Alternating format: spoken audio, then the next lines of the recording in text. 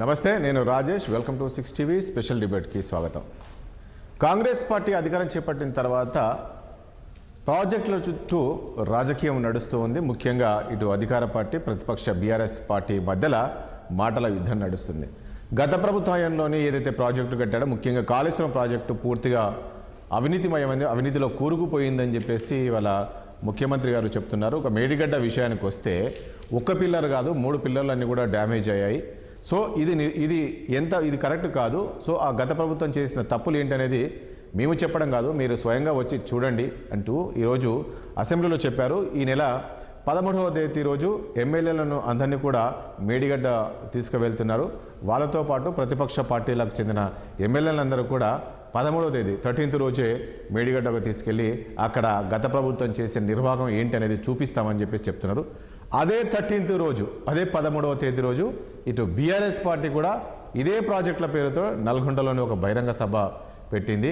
ఏదైతే కృష్ణాజలాలకు ఈ ప్రాజెక్టులకు సంబంధించి ప్రాజెక్టులను కాంగ్రెస్ ప్రభుత్వం వచ్చిన తర్వాత కేంద్రానికి అప్పజెప్పారు. సో అవి మళ్ళీ తిరిగి ఇక్కడ అప్పజెప్పే విధంగా పోరాటం చేస్తామంటూ కూడా ఆ రోజు కేసీఆర్ అధ్యక్షతన 13వ తేదీ రోజు నల్గొండలో సభ పెట్టారు. సో ఈ 2 పార్టీలు కూడా ప్రాజెక్టుల చుట్టే తిరుగుతున్నాయి. మరి రేపు పార్లమెంట్ ఎన్నికలు రాబోతున్నాయి. మరి వీళ్ళు నిరూపించబోతున్నారా నిజంగా కాళేశ్వరం ఈ మేడిగడ్డ అంతా కూడా అవినీతిలో కూరుకుపోయిందా? విజిలెన్స్ విచారణ వేస్తున్నాము. మరి ఆ విచారణలో తేలితే ఈ ప్రాజెక్టు సంబంధించి వెనక ఉన్న వాళ్ళు ఎవరెవరిని కూడా బయటికి తీసుకురాబోతున్నారా? లేక మరి ఈరోజు వీళ్ళు ఏదైతే మొత్తము కేంద్రానికి అప్పచెప్పారు ఈ ప్రాజెక్టులను కాంగ్రెస్ ప్రభుత్వం వచ్చినాకని చెప్పేసి వీళ్ళు ఏదైతే చెప్తున్నారో అది ఎంతవరకు వాస్తవం? మరి గతంలో కాంగ్రెస్ ప్రభుత్వం ఉన్నప్పుడే చేశారని చెప్పేసి బీఆర్ఎస్ చెప్తుంది. ప్రజలు ఎవరిని విశ్వసిస్తారు? ఇది ఎంతవరకు కరెక్ట్ అనే అంశానికి సంబంధించి మనం చర్చిద్దాం. చర్చలో పాల్గొంటున్నారు మనకు బీఆర్ఎస్ పార్టీ సీనియర్ నాయకులు వేణుగోపాలాచారి గారు ఉన్నారు. అదేవిధంగా కాంగ్రెస్ పార్టీ నుంచి డాక్టర్ రియాజ్ గారు ఉన్నారు. బీజేపీ నుంచి సీనియర్ నాయకులు రాజు నేత గారు ఉన్నారు. ఇక అదేవిధంగా అనలిస్ట్ కోటేశ్వరరావు గారు కూడా మనకు లైవ్లో సిద్ధంగా ఉన్నారు. ముందుగా వేణుగోపాలాచారి గారు, మీరు ఇంతకుముందు నేను చెప్పినట్లు ఈరోజు అసెంబ్లీలో కూడా ముఖ్యమంత్రి రేవంత్ రెడ్డి గారు చెప్పారు, మీ అందరినీ కూడా మేడిగడ్డ తీసుకువెళ్తాను, పిల్లలు ఏ రకంగా డ్యామేజ్ అయ్యాయో మేము చెప్పడం కాదు, స్వయంగా మీ అందరికీ చూపిస్తామని చెప్పేసి చెప్తున్నారు. ఇక ప్రతిపక్షాలను కూడా ఇన్వైట్ చేస్తున్నారు. ముఖ్యమంత్రి కేసీఆర్ ఇంటికి వెళ్ళి కూడా ఇన్వైట్ చేస్తా అన్నారు. రేపు ఉత్తమ్ కుమార్ రెడ్డి ఇన్వైట్ చేస్తాం, మీరు కూడా రండి అని చెప్తారు. ఏం చెప్తారు? ఇప్పుడు విజిలెన్స్ విచారణ కూడా వేస్తున్నారు. ఇది ఒకవేళ అవినీతి జరిగింది, ఇందులో పాత్ర ఉన్నారు, పెద్దల పాత్ర ఉంది అంటే ఏం చేస్తారు? ఎట్లా? కాంగ్రెస్ పార్టీ వాళ్ళ మేనిఫెస్టోలో అవినీతి మేము బయట పెట్టే విధంగా ఏజెంట్స్ ఉపయోగిస్తామని చెప్పడం జరిగింది. ఫస్ట్ అసెంబ్లీలో కూడా డైరెక్ట్గా మన ముఖ్యమంత్రి గారు సహా అందరూ కూడా అవినీతి గురించి మరి ఎంక్వైరీ చేస్తాము, సిట్టింగ్ జడ్జి నాటి రాస్తాం హైకోర్టుకు, ఒకవేళ సిట్టింగ్ జడ్జి కాకుంటే ఏ విధంగా చేయాలని ఆ విధంగా ఆలోచిస్తామని చెప్పారు. గతంలో మరి మా కేటీఆర్ గారు కానీ, శ్రీహరి గారు కానీ, తర్వాత హరీష్ రావు గారు కానీ ఓపెన్ ఛాలెంజ్ చేశారు. మీ ప్రభుత్వం మీది, ప్రభుత్వం ఉన్నప్పుడు ఆటోమేటిక్గా ఏమైనా అవకాశాలనే హక్కు ఉంటుంది, ఎంక్వైరీ చేయండి. మీరు విజిలెన్స్ చేస్తారా, సిబిఐ చేస్తారా, హైకోర్టు జ్యుడిషియల్ ఎంక్వైరీ చేస్తారా, అన్నిటి సిద్ధమని చెప్పాము మేము. ఎంక్వైరీ రిపోర్ట్ రానియండి. ఎంక్వైరీ రిపోర్ట్ అయిపోయిన తర్వాత ప్రజలకు తెలుస్తారు కదా. ఇప్పుడు ఎంక్వైరీకి మేము వెనుకబడుతున్నాం, లేకుంటే ఎంక్వైరీ మీద స్టే తీసుకుంటున్నాం, భయపడాలి. ఎంక్వైరీ ఫ్రాంక్గా విషయం ఏంటంటే, మీరు గత ప్రభుత్వం ఉన్నప్పుడు ఈ ప్రాజెక్ట్ అనేది ఎంతో ప్రతిష్టాత్మకంగా తీసుకున్నారు ఇది. సో అలాంటిది ఈరోజు ఆ డ్యామేజ్ అవ్వడము అంటే ఎంత నాణ్యత లోపం అనేది కనబడుతుంది కదా. ఇప్పుడు ఒకటి అది మేడిగడ్డ కాళేశ్వరం ప్రాజెక్టు కాదు, మేడిగడ్డలో ఒక భాగం అది. అవును, మేడిగడ్డ 2 అది అయిపోయిన తర్వాత కట్టిన తర్వాత 3 సార్లు నిల్వ నీళ్ళు ఉన్నాయి. తర్వాత ఫ్లడ్స్ వచ్చాయి బాగా. అప్పుడు ఆ భాగం దెబ్బతినలేదు. మరి ఫ్లడ్స్ లేనప్పుడు భాగం దెబ్బతిన్నది కనుక ఖచ్చితంగా మరి ఎల్ఎన్టీ కంపెనీ వాళ్ళు కూడా బాధ్యత తీసుకొని చేస్తా అని చెప్పడం జరిగింది ఎలక్షన్ల ముందర. కనుక ఏదేమైనప్పటికీ కూడా ఎట్లా దెబ్బతిన్నది, పిల్లర్స్ తీసుకుంటున్నారా, దాన్ని సింపుల్గా తీసుకుంటున్నారా? ఏముందులే వర్షం పడ్డ వరదలు వచ్చాయి ప్రతిష్టాత్మకంగా కట్టారు, దాన్ని అంత ఈజీగా సింపుల్ కాదు, వాళ్ళు కాంప్లికేట్ చేస్తున్నారు. సింపుల్ అని తీసుకుని ఎంక్వైరీ చేయమన్నాం కదా. ఎంక్వైరీ చేయకుంటే వద్దు, మీరు ఎంక్వైరీ చేయవద్దంటే మేము భయపడాలి. ఎంక్వైరీ చేయమని చెప్పాము. ఎంక్వైరీ జ్యుడిషియల్ ఎంక్వైరీ చేయండి, మెజిస్ట్రేట్ ఎంక్వైరీ చేయండి, ఏసీబీ చేయండి, సిబిఐ విజిలెన్స్ చేయండి, చేసినాక బయటపెట్టండి. తప్పులు జరుగుతాయి, బయటపెట్టండి కదా, తప్పులేదు కదా. పార్టీ పరంగా మేము ఓపెన్గా ఇన్వైట్ చేశాము, ఆహ్వానించాము. తప్పకుండా ఎంక్వైరీ చేసే బాధ్యత మీపై ఉంటుంది, ఎంక్వైరీ చేయమని చెప్తున్నాం ఇప్పటికి కూడా.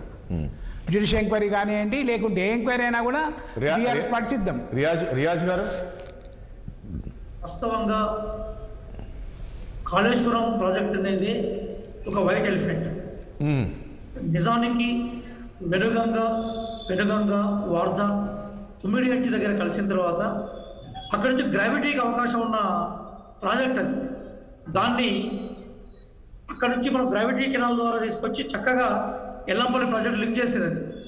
అంటే ఒక అద్భుతమైన గ్రావిటీకి అవకాశం ఉన్న ప్రాజెక్ట్ని అంటే 30 కోట్ల వ్యయంతో స్టార్ట్ చేసిన మేము మ్యాక్సిమం ఎంత పైన 60,000 కోట్ల వరకు పోతూ ఉంటుంది. దాన్ని వీళ్ళు ఏం చేశారంటే ఆ పాత ప్రాజెక్ట్ యొక్క డిజైన్నే మార్చేశారు. ఆ డిజైన్ ఎందుకు మార్చేశారన్న విషయాన్ని మనకి డిస్కస్ చేసినప్పుడు చాలా సింపుల్గా కమిషన్ల కోసం మార్చాలనే విషయం క్లియర్గా అర్థమవుతుంది కదా. ఎవరైనా మనం ఒక నిర్మాణం చేస్తున్నప్పుడు ఇల్లు కొనుక్కుంటున్నప్పుడు తక్కువ ధరకు ఏదైతే లభ్యమవుతూ ఉంటుందో దానికి మనం ప్రయారిటీ ఇస్తూ ఉంటాం, క్వాలిటీ ప్లస్ తక్కువ ధర ఉన్నప్పుడు.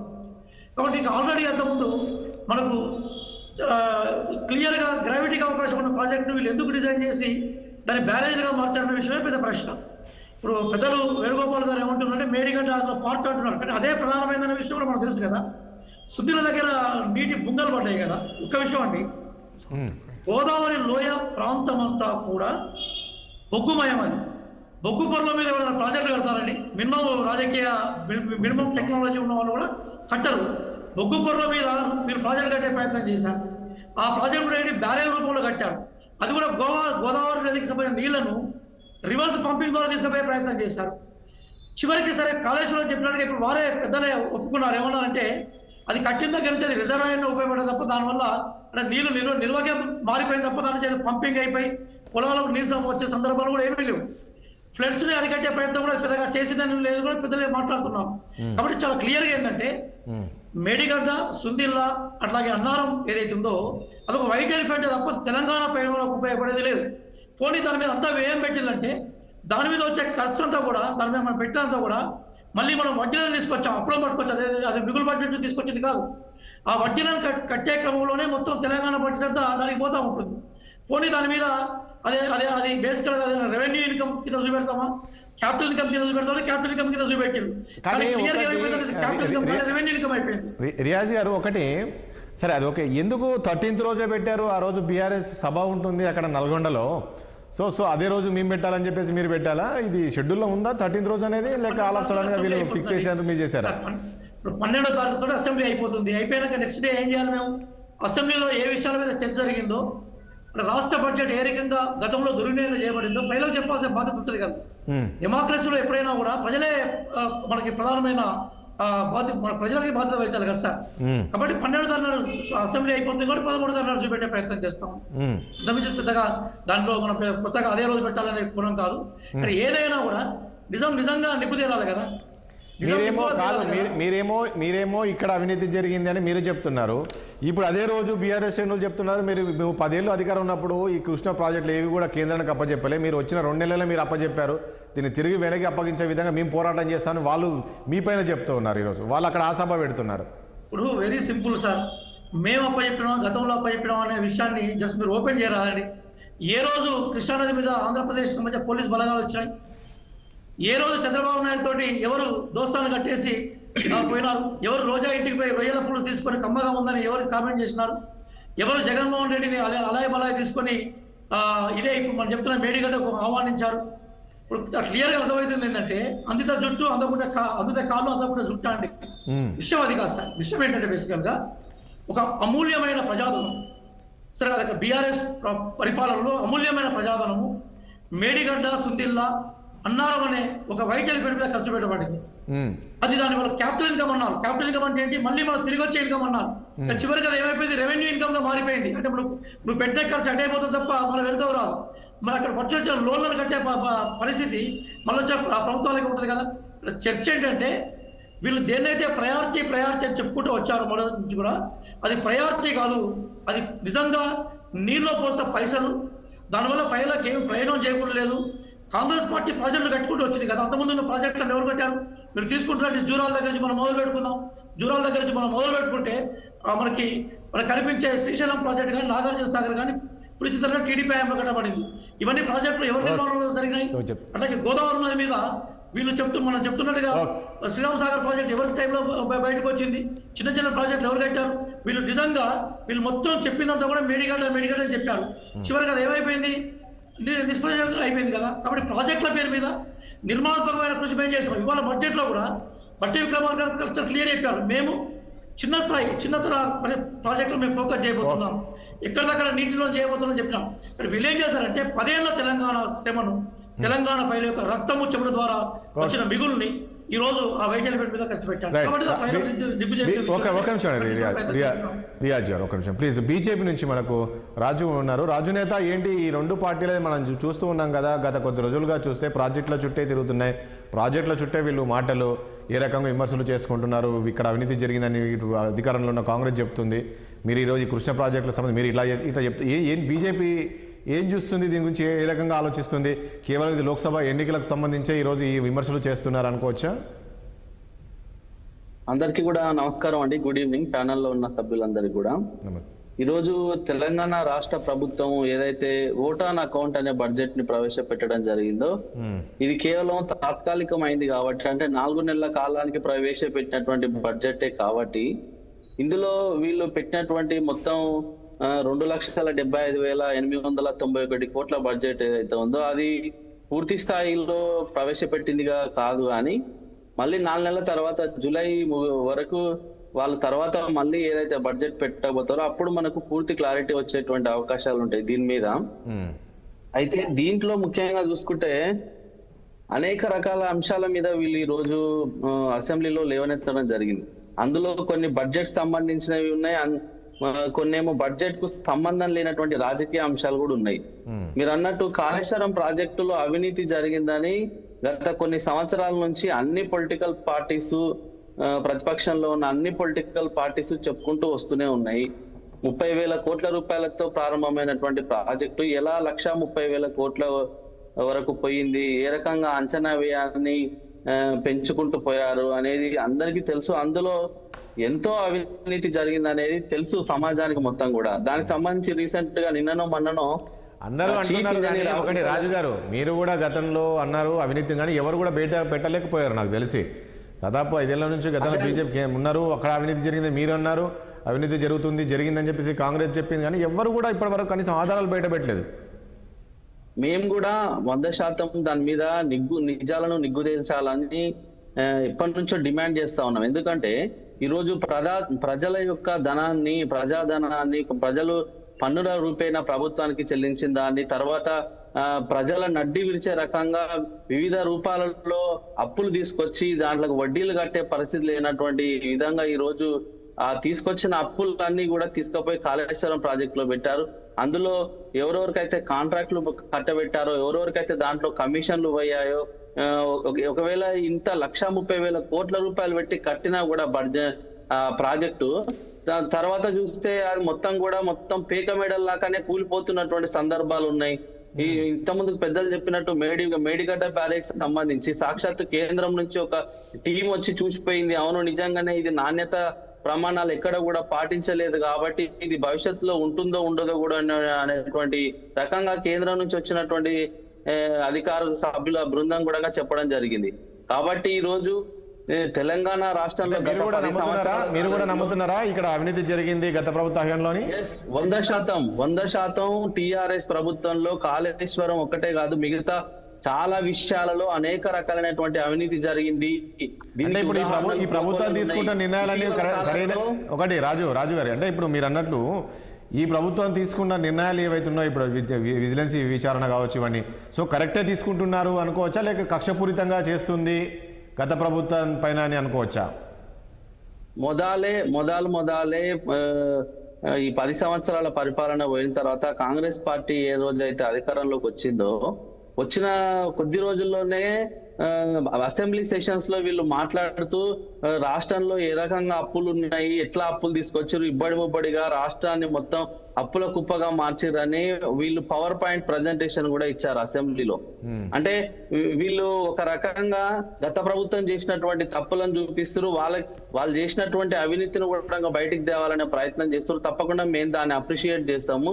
ఎందుకంటే చెప్తున్నా, ఇటీవల కాలంలో కేవలం ప్రాజెక్టుల విషయంలోనే కాదండి, రెవెన్యూ సంబంధించినటువంటి విషయాల్లో కూడా ఈ ఎంఆర్ఓ స్థాయి నుంచి పై స్థాయి సబ్ కలెక్టర్లు ఆర్డీఓలు వీళ్ళందరూ కూడా ఏ రకంగా అవినీతి చేసారో ఇటీవల కాలంలో బాలకృష్ణ అనేటువంటి వ్యక్తి మీద విచారణ జరిపితే ఎంత సంచలనమైనటువంటి విషయాలంటే 226 ఎకరాల భూమి అతని పేరు మీద, అతని కుటుంబ సభ్యుల పేరు మీద నమోదైంది. అది కాకుండా 5-6 అపార్ట్మెంట్లు, విల్లాసు, భారీ మొత్తంలో ధనము, నగదు, డబ్బులు, తర్వాత బంగారము, వెండి, విల్లాసు. ఏందండి ఈ ఒక్క వ్యక్తి గతంలో చెప్పారా వీళ్ళు చేయమని? నాకు ఒక విషయం అర్థం కాదు. వాళ్ళు సరే ఆఫీసర్లు చేసి ఉంటారు కానీ అందులో ప్రభుత్వం పాత్ర ఏముంటుంది? గత ప్రభుత్వ పాత్ర ఏముంటది నాకు తెలిసి. సరే వాళ్ళు ఆఫీసర్స్ వాళ్ళ పని వాళ్ళు చేసుకోవాలి తప్ప. ధరణి అనే పోర్టల్ పెట్టారు. ధరణి పోర్టల్ ఎందుకు పెట్టారండి?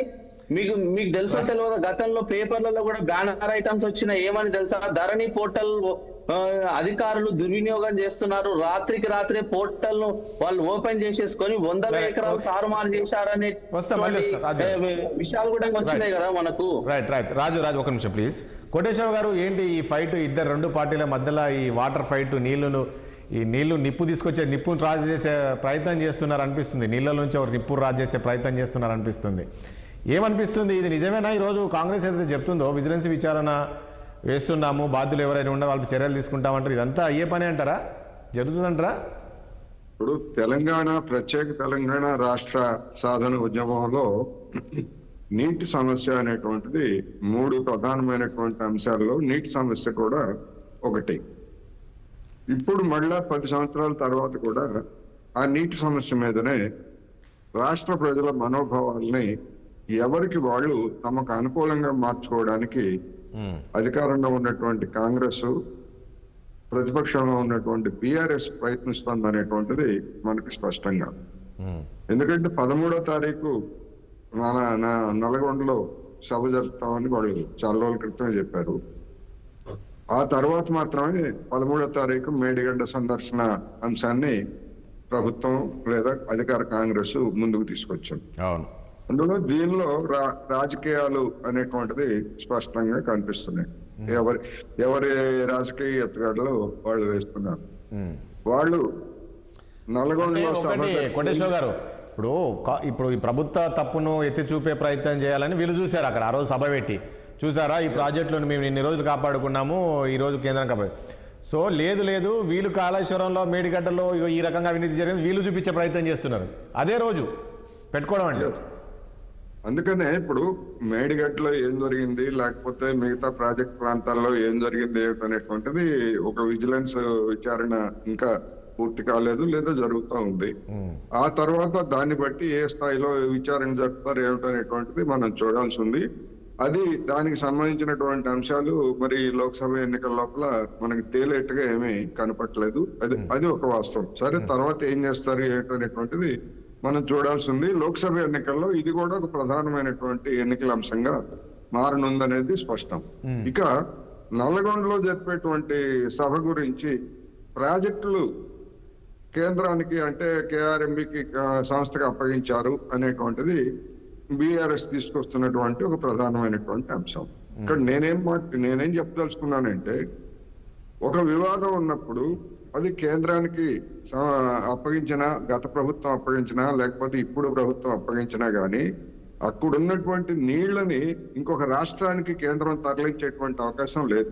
ఉన్నటువంటి ప్రాజెక్టులకి గతంలో ఏవైతే అవార్డులు కేటాయించారో 299 టీఎంసీలు తెలంగాణలో ఉన్నటువంటి ప్రాజెక్టులకి, 512 టీఎంసీలు ఆంధ్రప్రదేశ్ లో ఉన్నటువంటి ప్రాజెక్టులకు అనేటువంటిది, దాని మీద 2 ప్రభుత్వాలు కూడా ఇది తాత్కాలిక ఒప్పందం, తాత్కాలిక అంగీకారం అనేటువంటి పేరుతోటి సంతకాలు చేశాయి. అటు కేసీఆర్ ప్రభుత్వము అంగీకరించింది, అటు ఆంధ్రప్రదేశ్ ప్రభుత్వం కూడా అంగీకరించింది. కాకపోతే తెలంగాణ ప్రభుత్వం ఏంటంటే మాకు 50% వాటా రావాలి, దాన్ని తేల్చాలని చెప్పి చెప్తా ఉంది. అది తేలలేదు. అంతే తప్ప అక్కడ ఉన్నటువంటి వాటర్ని 2 రాష్ట్రాలే ఉపయోగించుకుంటాయి. అదే విధంగా గతంలో ఎట్లాగైతే 299 టీఎంసీలు తెలంగాణ ఉపయోగించుకుందో, ఇప్పుడు అది వివాదం తేలేంత వరకు రాబోయే రోజుల్లో కూడా అదే ఉపయోగించుకుంటుంది తెలంగాణని. అదే విధంగా ఆంధ్రప్రదేశ్ కేటాయించినాయి. ఇక విద్యుత్ కూడా అక్కడ నీళ్లు ఉంటే విద్యుత్తుని ఉత్పత్తి చేస్తే ఆ విద్యుత్ కూడా 2 రాష్ట్రాలు ఇంతకు ముందు ఎట్లాగైతే ఉపయోగించుకున్నామో అట్లాగే ఉపయోగించుకుంటున్నాం. నీళ్లు లేవనుకోండి, నీళ్లు లేనప్పుడు విద్యుత్తు ఉండదు, నీళ్లు కూడా ఉండవు. ఈ సంవత్సరం అటు నీళ్లు లేవు, ఇటు నీళ్లు లేవు కదా. అందువలన అసలు విషయాన్ని పక్కదారి పట్టించి అసలు విషయాన్ని అంటే ఏమిటి, నీటి వాటాలు తేల్చడం అనేటువంటిది ఇప్పటి వరకు జరగలేదు. ఇక భవిష్యత్తులో ఎంతకాలానికి జరుగుతుందో కూడా గ్యారెంటీ లేదు. సరే, అది ఓకే కోటేశ్వర, నేను ఏమంటున్నానంటే ఇప్పుడు ఈ విజిలెన్స్, ఇప్పుడు మనం చూస్తున్నాం, నేను విజువల్స్ ఈరోజు తెప్పించాను, మేడిగడ్డకు సంబంధించిన విజువల్స్ తెప్పిస్తే అక్కడ ఆ పిల్లర్స్ ఏ రకంగా క్రాక్ వచ్చిందో కనబడుతుంది. అంటే మనకు వేణుగోపాలాచారి గారు ఏమంటారంటే అవుతుంది, ఏం కాదు, అది ఏముంది అవుతుంది అన్న విధంగా చెప్పారు. నేనేమంటా ఈరోజు విజిలెన్స్ విచారణ బీఆర్ఎస్ నాయకులు అంతకంటే ఏం చెప్తారు, నిజానికి బీఆర్ఎస్ నాయకులు అంతకంటే ఏం చెప్తారు, ఎందుకంటే ఏదో చిన్నది దానికి ఏదో సిమెంట్ పూస్తే అవి పోతాయి అన్నట్టుగా మాట్లాడుతున్నారు. అవి పోతే మంచిదే, పోతే మంచిదే. ఇప్పుడు ఆ కింద రైతులు ఆందోళన చెందుతున్నారండి. నేను ఈరోజు తెప్పించాను, అక్కడ మా ప్రతినిధి పంపిస్తే చాలా మంది అక్కడ ఆందోళన చెందుతున్నారు. ఇది ఇట్లా అవుతుంది, రేపు ఏంటి పరిస్థితి, రేపు ఏం జరగబోతుంది, మేము పంటలు వేసుకోవాలి. ఆ ప్రాజెక్టు మీద ఎన్నో ఆశలు పెట్టుకున్నటువంటి వాళ్ళు, అది ఆయకట్టు స్త్రీకరణ కావచ్చు, అంటే కేసీఆర్ ఎంతో అనుభవజ్ఞులు అయిన వాళ్ళండి. ఇప్పుడు ఎందుకంటే ఆ ప్రాజెక్టు విషయంలో అక్కడ కేసీఆర్, హరీష్ రావుకి తెలుసు ఆ ప్రాజెక్టు సంబంధించి మొత్తం మావనల్లుల మధ్యలోనే జరిగింది ఆ ప్రాజెక్టు కట్టడాలకంతా కూడా. ఈ రకంగా జరిగిందంటే ఆయన, మీరు ఇంతకుముందు అంటూ అంత ఎక్స్పీరియన్స్ పర్సన్, ఏం తెలియకుండా ఈ రకంగా జరిగి ఉండొచ్చా? ఇక్కడ ఎక్కడ లోపము ఉండొచ్చు? ఇప్పుడు వాళ్ళిద్దరు ఎవరు ఇంజనీర్లు కాదు, డిజైనర్లు కాదు, లేకపోతే గతంలో ప్రాజెక్టులు కట్టినటువంటి అనుభవం ఉన్నటువంటి వ్యక్తులు కాదు. అధికారంలో ఉన్నారు, ఒకరు ముఖ్యమంత్రి, ఒకరు రాష్ట్ర ఇరిగేషన్ శాఖ మంత్రి. రేపు జరగబోయేటువంటి విచారణలో అక్రమాలు తేలితే వాళ్ళ చేతికి ఏమి మట్టి కూడా అంటదు. నేను ఈ సందర్భంగా స్పష్టంగా చెప్పదలుచుకున్నాను. ఎందుకంటే వాళ్ళు కట్టినట్టు ఎక్కడ ఉండదు, లేదా అక్రమాలకు వాళ్ళు బాధ్యులని ఎక్కడ ఉండదు. ఇంజనీరింగ్ తనిఖీ చేయకపోతే ఇంజనీరింగ్ విభాగానికి చెందినటువంటి వాళ్ళు బాధ్యులు అవుతారు. లేదు సక్రమంగా నాణ్యత ప్రకారం కట్టకపోయేట్లయితే కట్టినటువంటి ఎల్ఎన్టీ సంస్థ బాధ్యత అవుతుంది. అయితే ఇప్పుడు సమస్య ఏంటంటే ఎల్ఎన్టీ సంస్థ ఏం చెప్తా ఉంది, మేము ప్రాజెక్ట్ ని అప్పగించేసాము, ఇంకా మా ప్రాజెక్ట్ తో మాకేమి సంబంధం లేదు, జరిగేటువంటి నష్టానికి కూడా మాకేమి సంబంధం లేదు, కావాలంటే మాకు డబ్బులు ఇస్తే మేము రిపేర్ చేసి పెడతాము అని చెప్తా ఉంది. అందువలన ఇప్పుడు అది కూడా ఒక వివాదాస్పదమైనటువంటి అంశం. ఎందుకంటే దానికి హామీ ఉండేటువంటి టైంలోనే మేము ఇది జరిగింది అని చెప్పేసి ప్రభుత్వం చెప్తా ఉంది. కాదు, పూర్తి అయిపోయిన తర్వాత జరిగింది, పూర్తి అయిపోయిన తర్వాత జరిగేదానికి మాకు సంబంధం లేదని చెప్పేసి చెప్తా ఉంది. అందుకని ఈ రెండు, గత ప్రభుత్వం చెప్పింది వాస్తవమా లేకపోతే ఎల్ఎన్టీ చెప్పింది వాస్తవమా అనేటువంటి ఇప్పుడు తేలాలి. అది కూడా తేలాల్సినటువంటి ఒక ప్రధాన అంశం. వేణుగోపాలాచారి గారు, ఇప్పుడు కోటేశ్వరరావు గారు 3-4 విషయాలు చెప్పారు. రియాజ్ గారు, ఫస్ట్ రియాజ్ గారు 13 నాడు బీఆర్ఎస్ పార్టీ కేఆర్ఎంబీకి ప్రాజెక్టులు అప్పగించిన విషయం గురించి నిన్న మరి మా హరీష్ రావు గారు అసెంబ్లీలో కూడా చూపించారు కాపీలు. కేఆర్ఎంబీ ఏ విధంగా అప్పగించారు, మొత్తం అప్పగించిన తర్వాత మళ్ళీ మేము ఒప్పుకుంటలేమని మీరే అంటున్నారు. తప్పైన తర్వాత కూడా రెక్టిఫై చేసే ప్రయత్నాలు చేస్తున్నారు అని చెప్పి పేపర్స్ చూపించారు. కనుక కేఆర్ఎంబీ వాళ్ళకు అప్పగించలేదు, మేము అప్పగించే ప్రసక్తి లేదని చెప్పి ఉత్తమ్ కుమార్ రెడ్డి గారు పదే చెప్పినప్పటికీ కూడా పేపర్స్ ప్రజెంట్ చేశాడు హరీష్ రావు గారు. త్రూ స్పీకర్ గారి ద్వారా ఉత్తమ్ కుమార్ రెడ్డికి చేశారు. దాని గురించి దానివల్ల మహబూబ్నగర్, నల్గొండ, మరి పార్ట్ ఆఫ్ ది ఖమ్మం నష్టం వస్తుంది. ఇన్ని రోజులు మేము 10 సంవత్సరాలు బీఆర్ఎస్ పార్టీ ప్రభుత్వం కాపాడింది అప్పగించకుండా. కండిషన్లు చెప్పాము మేము, మీరు తీసుకుంటే ఇవన్నీ 50% నీళ్ళు ఇవ్వాలని 5-6 కండిషన్లు పెట్టిన తర్వాత మేము అప్పగిస్తామని చెప్పి కండిషన్లతోటి మేము పెట్టుకుంటే మీరు కండిషన్ లేకుండా అప్పగించాలన్నది ఈరోజు మరి డిస్కషన్. కనుక దాని గురించి ఆటోమేటిక్గా మీరు అన్నట్టు కోటేశ్వర అన్నట్టు పొలిటికల్గా వాళ్ళు చేసినప్పుడు పొలిటికల్ పార్టీగా మేము కూడా చేయాలి. కనుక కేఆర్ఎంబీకి అప్పగించిన పేపర్స్ తోటి, డాక్యుమెంట్స్ తోటి నల్గొండ జిల్లాలో బహిరంగ సభ పెట్టేసి ఏ విధంగా నష్టపోతున్నాం మనము, మరి నల్గొండ, మహబూబ్నగర్, పార్ట్ ఆఫ్ ఖమ్మం జిల్లా ఏ విధంగా నష్టపోతుందని చెప్పడము ఆ బహిరంగ సభ ఉద్దేశం. ప్రభుత్వం పరంగా ముఖ్యమంత్రి గారు నిన్న మాట్లాడుతూ మరి మేము మేడిగడ్డకు 13 నాడు, ఎందుకంటే మీటింగ్ పర్మిషన్ గవర్నమెంటే ఇచ్చింది, మీటింగ్ పర్మిషన్ 3 రోజులు ఆగి గవర్నమెంటే మళ్ళీ పర్మిషన్ ఇచ్చింది. అక్కడ ఎస్పీ గారు పర్మిషన్ ఇచ్చారు. తెలిసి మళ్ళీ 13 నాడు మీరు రండి మేడిగడ్డ అందరు ప్రతిపక్షాలకు ఆహ్వానం అంటే ప్రతిపక్ష పార్టీలో బీఆర్ఎస్ 39 మంది ఉన్నాము. 39 మంది కేసీఆర్ పెట్టిన మీటింగ్ పోతారా, మేడిగడ్డ పోతారా?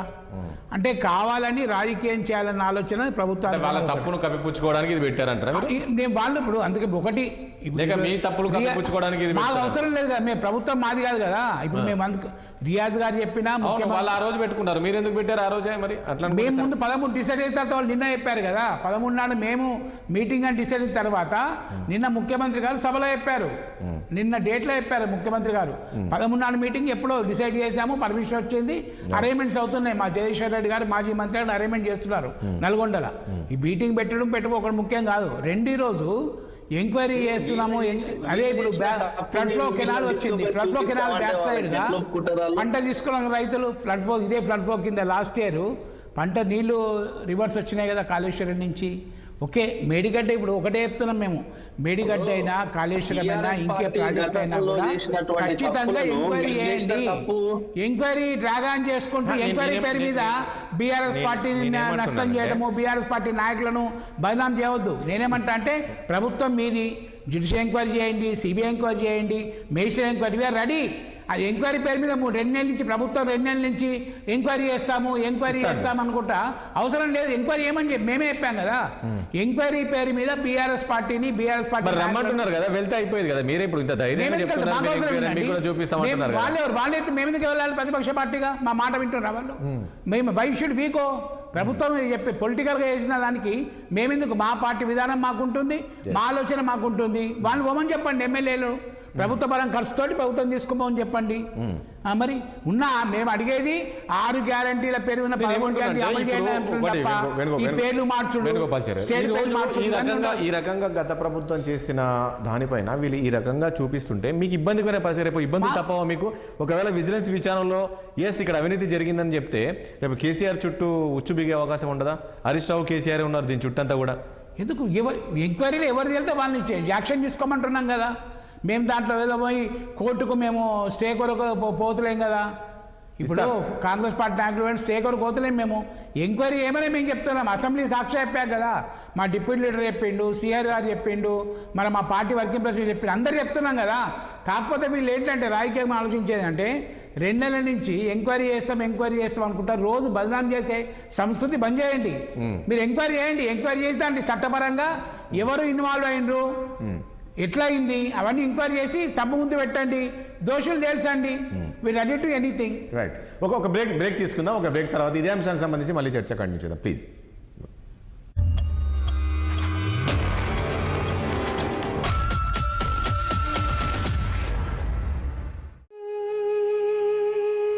సనాతన కాలంలో స్త్రీ ప్రాముఖ్యతను తెలిపే స్త్రీ తత్వం సోమవారం రాత్రి 7:30 ధర్మాలు శాస్త్రాలు చెప్పిన నియమాలు ధర్మ సందేహాలు మంగళవారం రాత్రి 7:30 భాగవత రామాయణ కథా సారాంశాలతో భాగవత సుధా బుధవారం రాత్రి 7:30 ఆధ్యాత్మిక కథలు దోష పరిహారాలతో తెలుసుకుందాం గురువారం రాత్రి 7:30 దశ దిశలు రేఖా శాస్త్రాలు చెబుతున్న యోగాలు మంత్రాలు శుక్రవారం రాత్రి 7:30 ఆలయ నిర్మాణాలు చరిత్ర కథనాలతో ఇతిహాసం శనివారం రాత్రి 7:30 సోమవారం నుండి శనివారం వరకు రాత్రి 7:30 మీ 6 టీవీలో. డిమాండ్ల చిట్టా విప్పిన విశ్వ హిందూ పరిషత్ ప్రార్థనా స్థలాల చట్టం ఉపసంహరణకు డిమాండ్ ఆలయాలపై ప్రభుత్వ నియంత్రణ పట్ల ఆగ్రహం యూనిఫామ్ సివిల్ కోడ్ ప్రవేశపెట్టాలంటున్న విహెచ్పి పౌరసత్వ సవరణ చట్టం అమలుకు డిమాండ్ హిందూ డిక్లరేషన్ విక్టోరీ రాత్రి 8:30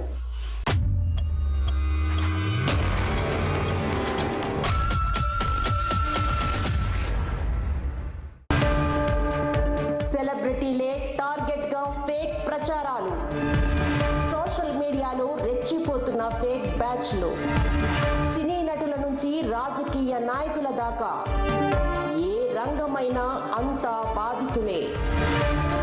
తాజాగా చంద్రబాబు టార్గెట్ గా దుష్ప్రచారం. అమిత్ షాతో భేటీపై తప్పుడు ఫోటోలు.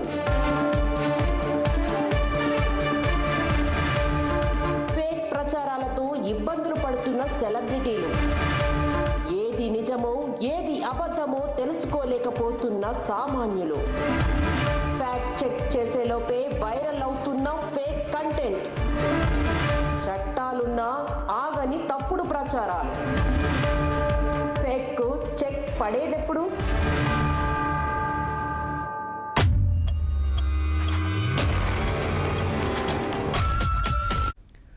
Right, welcome back. ఇక మొత్తానికి ఈ రెండు పార్టీలు, ఇటు అధికార party Congress party, BRS party మధ్యలో ఈ ప్రాజెక్టుల మాటల యుద్ధం నడుస్తుంది. మరి 13th రోజు ఈ రెండు పార్టీలు కూడా సభలు పెట్టారు. ఒకరేమో మేడిగడ్డకు తీసుకువెళ్తున్నారు, అధికార పార్టీ ఎమ్మెల్యేలందరూ కూడా కాంగ్రెస్ పార్టీ మేడిగడ్డకు తీసుకెళ్లి గత ప్రభుత్వం చేసిన నిర్వాహకం ఏదనేది చూపిస్తామని చెప్పేసి ముఖ్యమంత్రి రేవంత్ రెడ్డి చెప్తున్నారు. అదేవిధంగా ప్రాజెక్టులకు సంబంధించి ఏ రకంగా కేంద్రానికి అప్పచెప్పారు అనేది ఈరోజు బీఆర్ఎస్ పార్టీ ప్రజలకు వివరించే ప్రయత్నం చేస్తుంది. ఈ అంశానికి సంబంధించి కంటిన్యూ చేద్దాం. ఎస్, రాజు గారు చెప్తూ ఉన్నారు. రాజు గారు. సార్ నేను ఏమంటున్నా అంటే, గత ప్రభుత్వం చేసినటువంటి తప్పులను ఎత్తి చూపాలి. ఒకటి, అందులో ఉన్నటువంటి అవినీతిని వెలికియాల్సిన బాధ్యత కూడా ఇప్పుడు ప్రభుత్వం మీద ఉంది.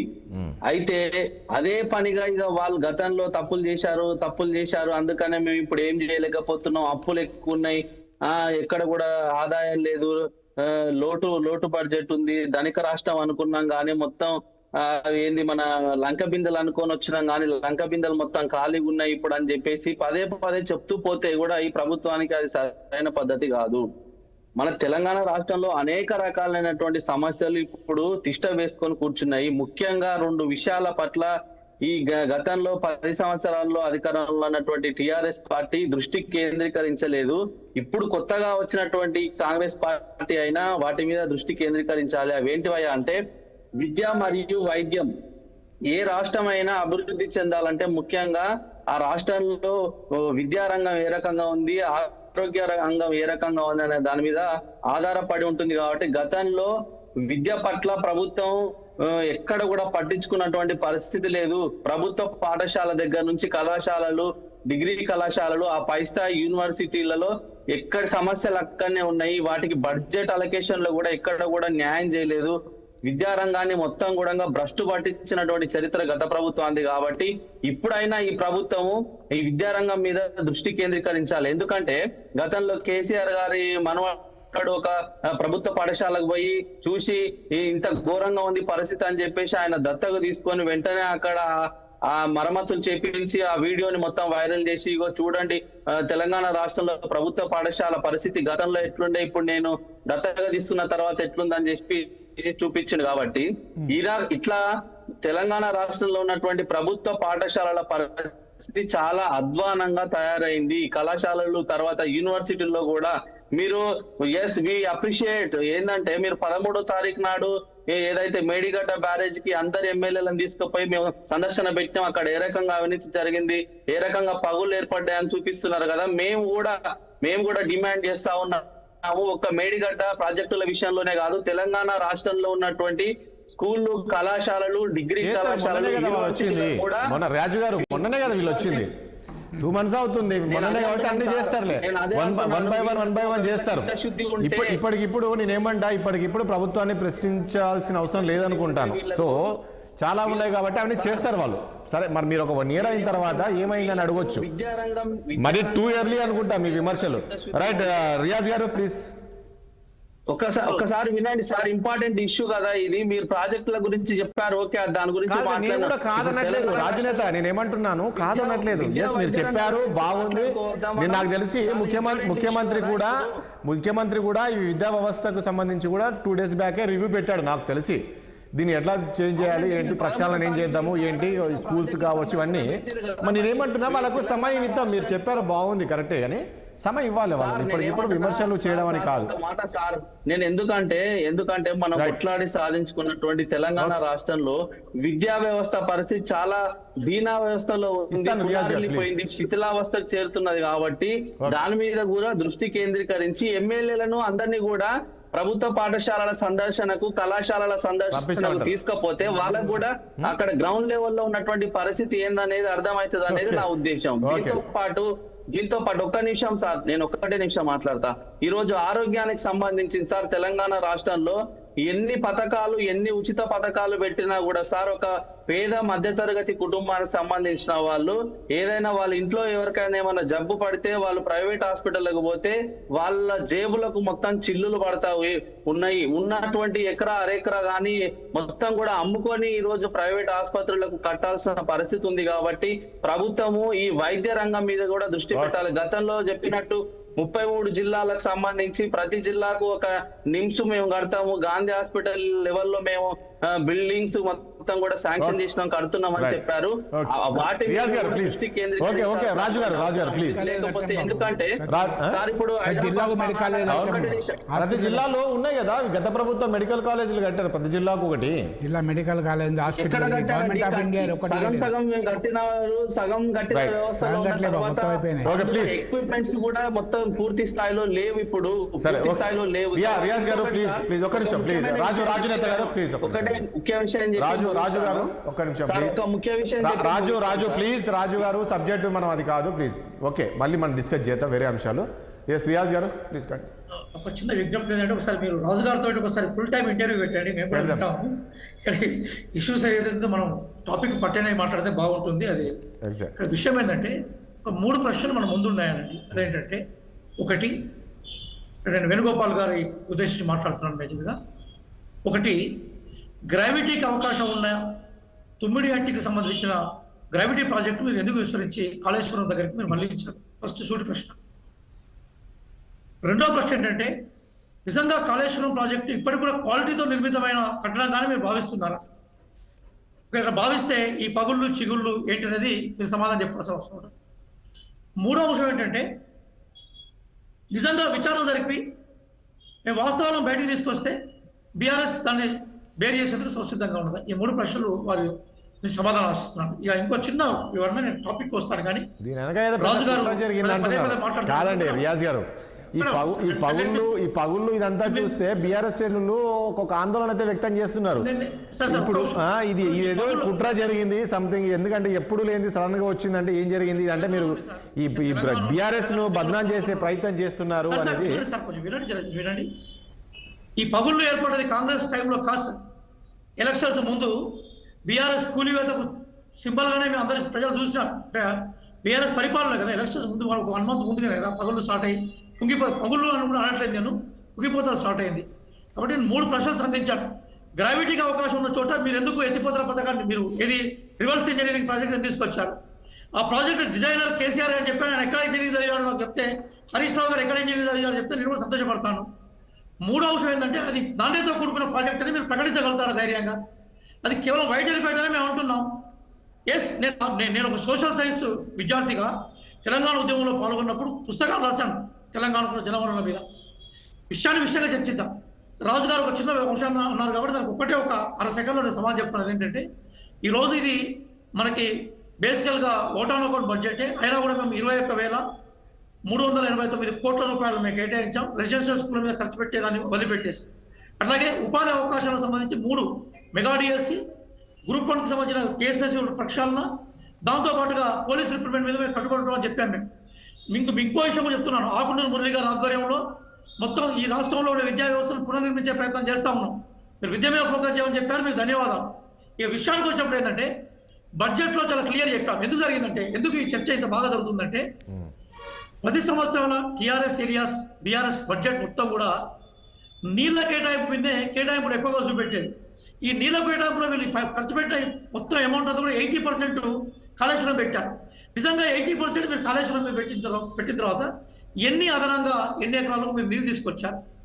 కాళేశ్వరం ప్రాజెక్టు వల్ల ఈ రాష్ట్రానికి అదగూడద సమకూర్చిన ప్రయోజనాలు ఏంటి? కాళేశ్వరం ప్రాజెక్టు యొక్క ఎలక్ట్రిసిటీ ఛార్జెస్ ఎంత ఉన్నాయి?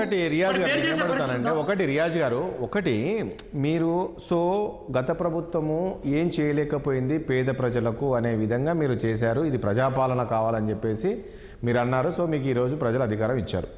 కానీ మీ ముందు చాలా ఉన్నాయి కదా, ఇప్పటికిప్పుడు ఈ దీనితో ఏమవసరం, దానిపైన విచారణ, దీనిపైన విచారణ, ఇగో ఇప్పుడు ఆ మేడిగడ్డకి ఎమ్మెల్యేలను తీసుకెళ్తా, ఇక్కడ అది తీసుకెళ్తా, ఇది కాదు కదా ఇప్పుడు మీ ముందు టాస్క్, ఇది కాదు కదా. ప్రజలు మీకు ఇచ్చింది ఏంటి, మీరు ఏం చేయాలి ఇప్పుడు ప్రజలకి? నేను చెప్తున్నాను, నేను అన్నం వండుకోవాలనుకుంటున్నా సార్, బియ్యంలో ఉన్న రాళ్ళని ఏరిపారేయాలి. నేను గుర్తుపెట్టుకోండి, మా అమ్మ నాకు నేర్పింది ఏంటంటే నేను అన్నం వండుకోవాలంటే బియ్యంలో రాళ్ళని ఏరిపారేయాలి. బియ్యంలో రాళ్ళు పెట్టుకొని అన్నం వండుకోలేను నేను. ఇప్పుడు జరుగుతున్నది కూడా బియ్యంలో రాళ్ళను ఏరే ప్రయత్నం చేస్తుంది కాంగ్రెస్ పార్టీ. ఈరోజు ఏ వర్తమానంలో అయితే మేము పరిపాలన చేస్తున్నామో ఈ వర్తమానం యొక్క పునాదులు గతంలో ఉన్నాయి. గతం మొత్తం గందరగోళంగా ఉన్నది, గతం మొత్తం అగమగోచరంగా ఉంది. తెలంగాణ పైన రక్తాన్ని, మాంసాన్ని పన్నుల రూపంలో వసూలు చేసి నిర్ధారకమైన ప్రాజెక్టుగా ఖర్చు పెట్టారు. అవినీతి కట్టలు తెచ్చుకున్నది. ఇంతకుముందు బీజేపీ మిత్రులు అన్నాడు, ఒక అధికారిని, ఆయన ఐఏఎస్ స్థాయి అధికారులే కాదు, లాగితే దుంకల నుంచి అనేక మంది అధికారుల యొక్క అవినీతి చట్టం బయటకు వస్తూ ఉన్నది. అందులో నుంచి సోమేశ్వర్ బయటకు వస్తూ ఉన్నాడు. వందలాది ఎకరాల భూములు, ధరాతమైన భూములు బయటకు వస్తూ ఉన్నాయి. కాబట్టి మా వర్తమానం భవిష్యత్తు మీద పునాదిగా నిలబడ్డది. మేము గతాన్ని తవి చూడకుండా, గతాన్ని సరిచేయకుండా వర్తమానం నిలబెట్టుకునే అవకాశం లేదు, భవిష్యత్తు మార్చుకునే అవకాశం లేదు. బియ్యంలో రాళ్ళు లేకుండా బియ్యాన్ని వండుకొని తింటే ఒక విషయం ఒక చిన్న క్లారిటీ ఇవ్వండి నాకు రియాజ్ గారు. ఒకటి, ఇది ఇప్పుడున్న ముఖ్యమంత్రి రేవంత్ రెడ్డి గారు సరిగ్గా 8 నెలల క్రితం అనుకుంటా, అంటే బీహార్కు చెందిన ఐఏఎస్ ఆఫీసర్లు ఉన్నారు, ఇక్కడ కేసీఆర్కి ఏ రకంగా వాళ్ళు అంటే బీహార్కు చెందిన ఐఏఎస్లు అంటే నిన్న మీరు అన్నట్లు నేను ఎవరినైతే మాజీ డైరెక్టర్, హెచ్ఎండిఏ మాజీ డైరెక్టర్ శివబాలకృష్ణ ఉన్నాడో, ఆయన చెప్పిన దాని ప్రకారం ఇప్పుడు ఉన్న 3 కూడా బీహార్కి చెందిన వాళ్ళే. అంటే ఏంటి పక్క సమాచారంతో ఈరోజు మీరు కేవలం ఈ బీహారీ ఐఏఎస్ ఆఫీసర్లనే టార్గెట్ చేశారనుకోవచ్చా? ఇప్పుడు నిన్న 3 పేర్లు చెప్పారు. ఒకడు అంటే ఆయన చెప్పిన దాంట్లో రజత్ కుమారు బీహారే, సోమేష్ కుమారు బీహారే. అందుకోసం నేను ఏమంటాను సార్, టార్గెట్ అనేది కాదు. గత ప్రభుత్వానికి ప్రధాన సలహాదారు ఎవరో మీరు ఒక మాట చెప్పండి నాకు. గత ప్రభుత్వానికి గైడ్ చేసిన ఐఏఎస్ ఆఫీసర్ మీరు చెప్పండి. కేసీఆర్ సార్ గారితో సన్నిహితంగా ఉన్న ఐఏఎస్ ఆఫీసర్ చెప్పండి. వాళ్ళే కదా ఈ రాష్ట్రం నుంచి తీసుకుపోయిన సంపత్తుని పంజాబ్లో యూనివర్సిటీ పెట్టింది, బీహార్లో యూనివర్సిటీలు పెట్టింది, ఉత్తరప్రదేశ్లో యూనివర్సిటీలు పెట్టింది, హైదరాబాద్ చుట్టుపక్కల భూములకు రెక్కలొచ్చేలాగా ఎగిరేలా చేసింది ఎవరో. విచారణ జరిపించద్దా? ఇప్పుడు గత ప్రభుత్వానికి సంబంధించిన విషయాలన్నీ గొప్ప ఆయన చప్పట్లు కొట్టేందుకు రాలేదు సార్. ఏం తప్పు ప్రజలు వివరించాల్సిన బాధ్యత మా మీద ఉంటుంది. దయచేసి మీరు గుర్తుపెట్టుకోండి. బట్ మేము చాలా క్లియర్ చెప్తున్నాను, నేను గతమంతా కూడా అవినీతిమయం, గతమంతా కూడా రాళ్లను బియ్యంలో కలిపిన వైనం, తెల్లగా చూపెట్టేసి ఎంత రాళ్లను కప్పేసిన వైనం, దాని మీద విచారణ జరపాలనుకుంటున్నాం. వైట్ ఎలిఫెంట్గా మారిన ఈ ప్రాజెక్ట్ ఏదైతుందో దానివల్ల తెలంగాణలో అదనంగా వచ్చిన భూముల సంఖ్య ఏమీ లేదు. ఎలక్ట్రిసిటీ ఛార్జీలు బాగా పెరిగిపోయినాయి. అదో పెద్ద టూరిస్ట్ ప్రాజెక్ట్ లాగా ప్రపంచంలో. ఇప్పుడు ఒకటి ఈ ప్రాజెక్టు మీరు వైట్ కాదండి, ఒకటి రియాజ్ గారు, అంటే ఇప్పుడు ఈ ప్రాజెక్టును ఇంకా మీరు దాన్ని మూలకు పడేస్తారా దీన్ని, అంతేనా? ఇంకా లేదు సార్, దాని మీద ఇంజనీరింగ్లకు సంబంధించిన ఎంక్వైరీస్ వస్తున్నాయి. తెలంగాణలో అద్భుతమైన ఇంజనీర్స్ ఉన్నారు సార్. వాళ్ళు పోయి చెప్తున్నారు, రిటైర్డ్ ఇంజనీరింగ్ సంఘం మొత్తం మాతోటే ఉన్నది. వాళ్ళు చెప్తున్నారు వద్దో మొర్రో అని చెప్పినా కూడా మేము చెప్తున్నారు. మన దాకా తెలంగాణ ఉద్యమంలో కీలకమైన భూమిక పోషించిన రఘు ఎలక్ట్రిక్ ఇంజనీర్, ఆయన ఈ విషయాలు అడిగినప్పుడు ఆయన తీసుకొచ్చి వరంగల్లో ఒక లూపుల్ ఏజెన్సీలో పెట్టినారు. వాళ్ళ సహాయంలో మేము తీసుకుని ఈ ప్రాజెక్టును వీళ్ళు వైట్ ఎలిఫెంట్గా మార్చారు. ఏం చేయగలుగుతాం దీని మీద? ఇది ఇంటి ముంగట చెడిపోయిన బుల్డోజర్ లాగా మిగిలిపోయింది. మనం ఊడవలేము, అలుపు చల్లలేము, బుల్డోజర్ చూసి మురిసిపోకూడదు తప్ప మరేం చేయలేదు. పోనీ ఇది టూరిజం ప్రాజెక్ట్ లాగా మార్చే ప్రయత్నం చేసి కనీసం మనం ఏదైనా దాన్ని చూపెట్టి టికెట్లను పెడదామన్న విషయం మీద కూడా చర్చ చేస్తూ ఉన్నాం. నేను చెప్తుంది ఏంటంటే వీళ్ళు దీన్ని భూమి మీద స్వర్గంలో చూపెట్టారు సార్. అసలు ప్రపంచంలో చైనా, అమెరికా లాంటి వాళ్ళు నిర్మించిన ప్రాజెక్ట్ లాగా గొప్ప ప్రాజెక్ట్ అని చెప్పారు. మేము కూడా నిజంగా అనుకున్నాం మేము. కానీ అది చివరి తెలిసింది ఏంటంటే పులిచారలు వేసుకున్న నక్క రూపం తెలిసింది. ఏమీ లేదు అక్కడ, ఏమీ లేదు. కంప్లీట్గా భూమిలో కుంగిపోవడం మొదలుపెట్టింది. అది బొగ్గు పొరల సాక్షిగా ఉన్న భూమి సార్. అది సింగరేణి భూమి. సింగరేణి తెలంగాణ కొన్ని 100 సంవత్సరాల నుంచి దాదాపు 1920 నుంచి సింగరేణి సంపద ఈ ప్రాంతాన్ని పెంచి పోషించుకుంటూ వచ్చింది. అక్కడ మొత్తం భూమి తవ్వుతున్న కొద్ది బొగ్గు పొరలే ఉంటాయి, పెద్ద పెద్ద బిల్డింగ్లు కనబడే మీరు సింగరేణిలో ఎక్కడ పోయినా కూడా. ఆ ప్రాంతంలో మీరు కట్టిన కానీ రియాజ్ గారు, ఈరోజు మీరు విజిలెన్స్ విచారణ అని చెప్పేసి మీరు వేశారు, అంటే అంత లోతుగా విజిలెన్స్ విచారణ జరుపుతుందని నమ్మకం ఉందా? ఆ తర్వాత ఆ నివేదిక వస్తుందా? బాధ్యులపైన చర్యలు తీసుకునే ఎంత టైం పట్ట, అంటే దీని చుట్టే తిరుగుతుందా రాజకీయాలు ఇదంతా అయిపోయే వరకు? సార్, మనం ఎవరెస్ట్ శిఖరం ఎక్కాలన్నా కూడా ఒకటే అడుగుతుంటే ప్రయాణం మొదలవుతుంది. నువ్వు ఎక్కడికి పోవాలన్నా కూడా ఒకటే అడుగుతుంటే ప్రయాణం మొదలవుతుంది. మేము ప్రయాణం మొదలుపెట్టినాం, గమ్యం మనం కనబడతా ఉన్నది, గమ్యం చేయడానికి పోతా ఉన్నాం మేము. కాబట్టి రిపోర్ట్ సంబంధించిన ఏర్పాటు చేస్తాం, రిపోర్ట్ వస్తుంది. ఎంతకాలం వస్తుంది అనేది అక్కడ జరిగిన విషయం మీద అధ్యయనం మీద ఆధారపడి ఉంటుంది. ఇక్కడ చూసుకొని నేను కానీ మీరు కానీ చూసి చెప్పలేం కదా. కానీ ఒక్క విషయం మాత్రం చెప్తున్నాను, అదేంటంటే గత ప్రభుత్వం అంతా అవినీతిమయం. వాళ్ళు మొత్తం కూడా మేడి పనులు లాంటి అభివృద్ధిని చూపెట్టారు, లోపల ఏమీ లేదు. ఓపెన్ చేస్తే పొట్ట చూపి పురుగులు కనబడతారు, మొత్తం ఎంటీ అయిపోయింది, ఇంకా వేడిపోయి దానికన్నా కర్రీ మింగిన వెలగపండు అంటే మంచిగా ఉంటుందేమో, బయట అద్భుతంగా కనబడుతుంది వెలగపండు, లోపల ఆవిరైపోతుంది. అట్లాంటి బడ్జెట్ను అట్లాంటి వ్యవస్థ తీసుకొచ్చారు. ఒక విషయం మీద తీసుకొస్తున్నానండి, తెలంగాణ అనేది అభివృద్ధి చెందిన 1950 ఒక్కడే అంశం 1952లో గోర్వాలా కమిటీనే అప్పుడు హైదరాబాద్ స్టేట్ భారతదేశంలో అన్నిటికన్నా అభివృద్ధి చెందిన రాష్ట్రం అని చెప్పింది 1952లో. 2014లో తెలంగాణ ఏర్పడిన రాష్ట్రం ఇది. క్లియర్ గా ధనవంతమైన సుసంపన్నమైన రాష్ట్రాన్ని అప్పుల ఊబిలోకి నెట్టిన ఘనత ఏదైతే అది టీఆర్ఎస్ బీఆర్ఎస్ అనే విషయాన్ని ప్రజలు చెప్పాలనుకుంటున్నాం. ఆ ప్రయత్నం ఒకటి రియాజ్ గారు ఇప్పుడు రియాజ్ గారు చెప్పిన దాంట్లో తుమ్మిడట్టి ఆదిలాబాద్ జిల్లాలో ఉన్నది. తుమ్మిడట్టి మీరు కూడా జిల్లానే, అందుకని తుమ్మిడట్ల ఇదే సీఏ మెంబర్లు వచ్చి మీకు ఎక్కడైతే గ్రావిటీ ద్వారా నీళ్ళు వస్తాయో అంతకన్నా ఎక్కువ కింది భాగాన వస్తాయని చెప్పడం వల్లనే తుమ్మిడట్టి మీరు సపరేట్ వేసుకుందాము, చెన్నూరు ప్లస్ కాగానగరు మంచిర్యాలకు సపరేట్ చేద్దాము. ఇది ఫస్ట్ ఎక్కడైతే మనకు ఫ్లో వస్తుందో ప్రాణహిత నుంచి ఎక్కువ ఇక్కడ ఉంటాయని చెప్పి అక్యుములేట్ అయితేనే అది స్టార్ట్ చేశారు మురళీధర్ గారు ఒకటి. ఎందుకంటే నేను ఉన్నాను అక్కడ ఒకటి. రెండు అదే తుమ్మినట్టు కావాలని చెప్పి మేము కూడా అదే తుమ్మినట్టు కావాలని చెప్పి మేము కూడా 500 కిలోమీటర్లు నడిచాము. దేవేంద్ర గౌడ్ గారు ఉన్నప్పుడు మేమంతా టీడీపీ ఉన్నప్పుడు తుమ్మినట్టు ప్రాజెక్టు కట్టాలని చెప్పి మేమంతా పాదయాత్ర వేసాం. ఇక్కడ మీకు తెలుసు కాగనగర్ నుంచి హైదరాబాద్ ఒకటి. రెండు ఇప్పుడు మేడిగడ్డ మీద ఎంక్వైరీ చేయవద్దంటలేము, కాళేశ్వరం చేయవద్దంటలేము, చేయండి, విజిలెన్స్ చేయండి, సిబిఐ చేయండి, మేము ఆహ్వానిస్తున్నామని చెప్పాము ఒకటి. తర్వాత మొత్తం 10 సంవత్సరాల అవినీతి అనే బదులు ఇప్పుడు 10 సంవత్సరాల్లో 50 లక్షల కోట్లు అసెట్ చేసాం. ప్రతి జిల్లాలో మెడికల్ కాలేజ్ కట్టించాం, ప్రతి జిల్లాలో కలెక్టర్ ఆఫీస్ కట్టించాం, ప్రతి జిల్లా హాస్పిటల్ కట్టించాం, ఎమ్మెల్యే క్యాంప్ ఆఫీస్ కట్టించాం. ఇప్పుడు కొన్నింట్లో ఇందాక రాజు చెప్పినట్టు 80% కొన్ని అయినాయి, కొన్ని కమిట్ చేస్తారు. ఎందుకంటే గవర్నమెంట్ ఇది కంటిన్యూస్. మరి ఇక్కడ సెక్రటరీ కట్టించాము, మరి మీరు ఉంటున్న మన బట్టి విక్రమార్క గౌడ్ ప్రాతిభవన్ కట్టించాము. గతంలో ఏమన్నా కానీ ప్రజలకు యూజ్ లేదు కదా. మీరు ఒక్కరోజు మీరు కట్టించుకున్నారు, ఒకరోజు ఒకరు వచ్చి మీ సమస్యలు ప్రజల నుంచి సమస్యలు చెప్పుకుందామంటే మీరు మొత్తం గడిలు బాతారని ఇదే సెక్రటరీ కట్టించుకున్నారు.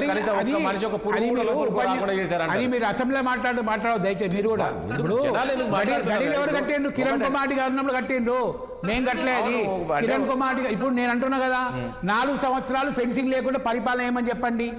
4 సంవత్సరాలు ఇక్కడ ఫెన్సింగ్ లేకుండా పరిపాలన ఏమని చెప్పండి. ఇదే 60 మాట్లాడదాం కదా. మంగళవారం ప్రజాపాలన నుంచి జనాలు ఎంతమంది వెళ్తున్నారు, ఫ్రైడే రోజు వెళ్తున్నారు, వాళ్ళ సమస్యలు చెప్పుకుంటున్నారు. అవునండి, కేసీఆర్ చేసి కోటి సమస్యలు అడిగే సమస్య ఉండేది.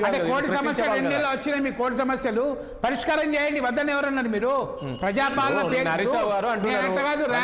చెప్పారు మీరు. పేర్లు మార్చడం కాదు, టీఎస్సీ టీజీ ప్రజాపాలన మార్చడం కాదు.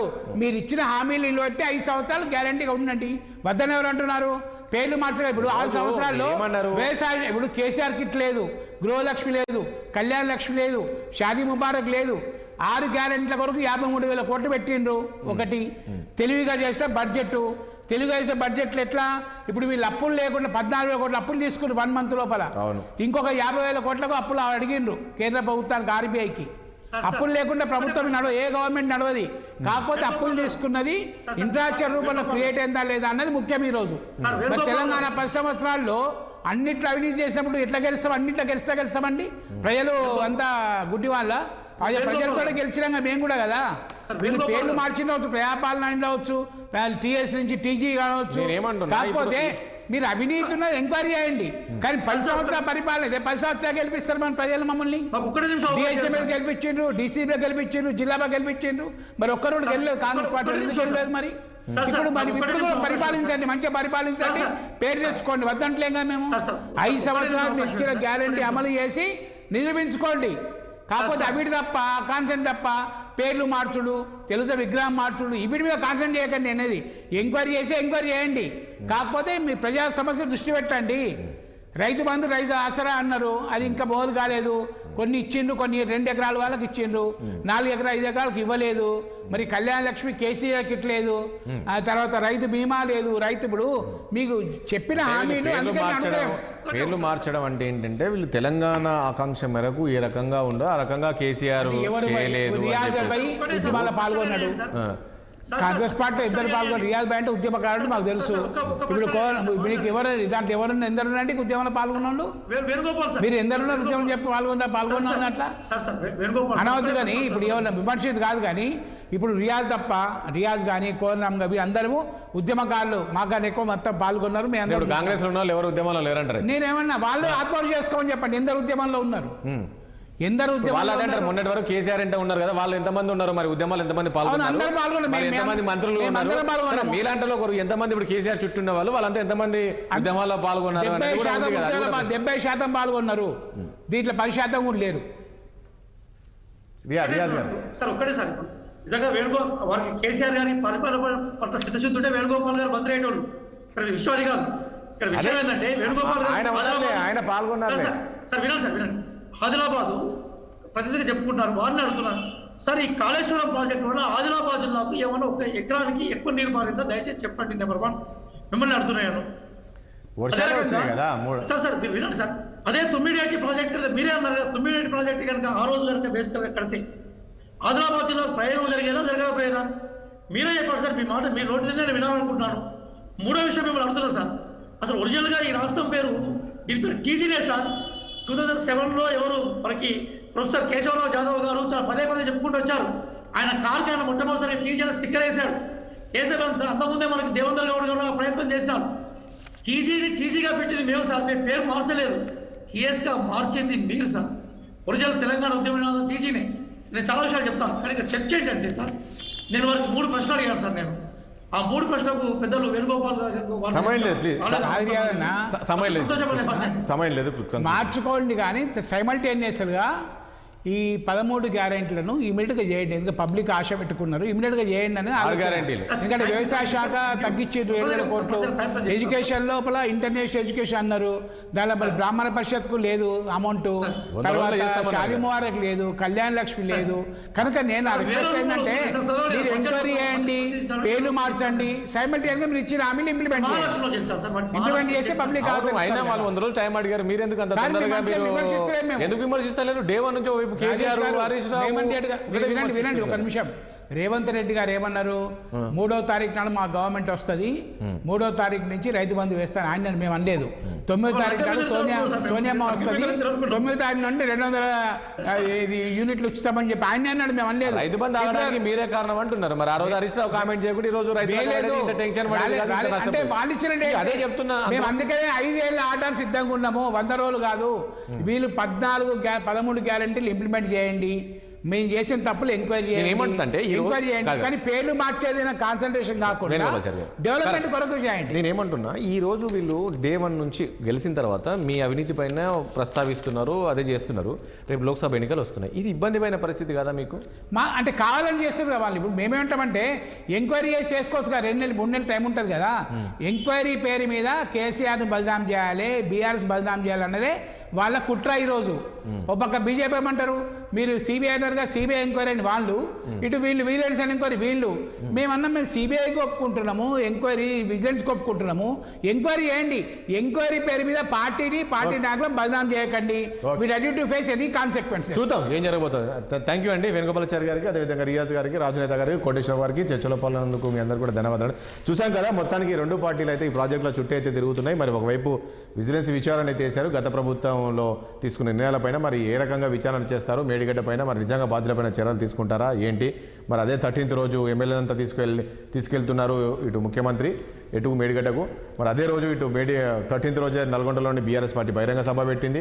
ఈ ప్రాజెక్టులు ఏదైతే కేంద్రానికి అప్పచెప్పారో దీన్ని మళ్ళీ వెనక్కి తీసుకొచ్చేందుకు బీఆర్ఎస్ పార్టీ పోరాటం చేస్తుంది. చూడాలి మరి ఆ రోజు ఎలా ఉండబోతుంది ఏంటి అనేది. మరి ఇది ఇవాళ చర్చ. రేపు